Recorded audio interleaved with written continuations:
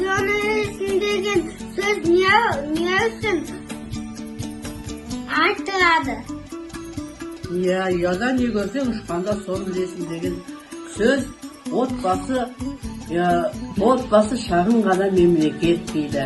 Мемлекеттің іргетасын қалау үшін оның іргетасы берік болу керек. Мемлекеттің іргетасы сендерсіңдер, кішкентай балалары. Әр үйдің өзінің баласы отбасының іргесі болып саналады. Сондықтан ол отбасының іргетасы мықты болу үшін ата-ана балаға дұрыс тәрбие беру керек. Бәрін жақсылап үйрету керек. Сендер сол айтқан ата-ананың менің айтқан сөзімді жақсылап тыңдауларың керек. Сондықтан да ұяда не көрсең, ұшқанда соны білесің дейді. Ұя деген мына біздің отбасымыз. Осы кішкентай ғана мемлекетіміз. Осы мемлекеттің барлық мәселелерін шешетін сенің атаң бар, апаң бар, мына мен әжең бар, әкең мен шешең бар.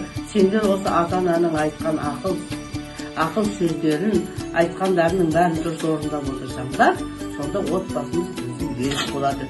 Отбасының іргетасы мына сендерсіңдер, менің немерелерім.